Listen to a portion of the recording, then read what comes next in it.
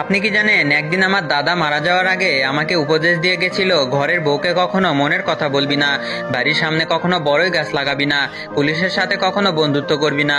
দাদা মারা যাওয়ার পর আমার মাথায় সারাক্ষণ একটাই চিন্তা, দাদা কেন এই কাজগুলো নিষেধ করে গেল। আমার মনে একটা সময় জেদ চেপে বসলো। আমি ভাবলাম এবার দাদার নিষেধ করা কাজগুলোই করব এবং দেখব কি ঘটে।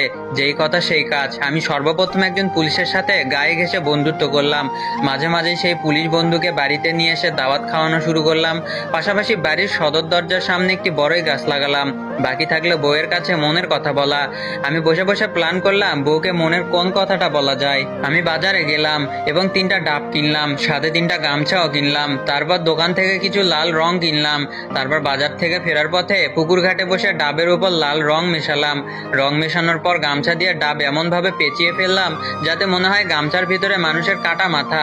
তারপর দৌড়াতে দৌড়াতে বাড়িতে এসে ঢং ধরে বউকে বললাম, আমি তো 3টা মানুষকে খুন করে ফেলেছি, তুমি এই কথা কাউকেই বলো না প্লিজ। তারপর আমি আর আমার বউ মিলে একটা গর্ত করলাম, সেই গর্তে 3টা মিথ্যা কাটা মাথা পুঁতে রাখলাম। তারপর অনেক দিন কেটে গেল, কোনো প্রকার সমস্যাই হলো না। আমি বসে বসে দাদার কথা ভাবছিলাম আর হাসছিলাম। শালা বুইরা, সবই তো বললাম, কিছুই তো হলো না। ধুরু বুইরা বেটা, সবকিছুই ঠিকঠাক যাচ্ছিল। ওই কাঠা মাথার ব্যাপারটা একসময় ভুলেই গেছিলাম। হঠাৎ একদিন বউয়ের সাথে প্রচুর ঝগড়া হলো। রেগে গিয়ে বউ বলল, তোর গোপন কথা ফাঁস করে দিব, ওয়েট। বউ তখন আমার পুলিশ বন্ধুকে ডাকলো। পুলিশ আসার পর আমার বউ সেই কাটা মাথার গর্তটা পুলিশকে দেখিয়ে দিল। গর্ত থেকে পুলিশ গামছা পেছানো 3টা মুন্ডু বের করলো।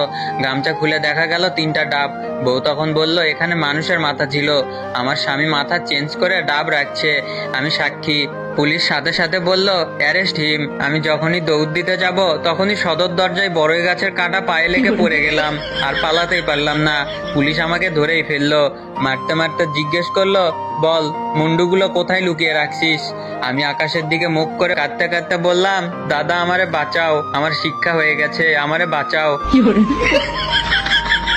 আর হ্যাঁ, গল্প বইরা কমেন্ট না কইরা চলে গেলে আপনার মাথায় একটাও চুল থাকবে না।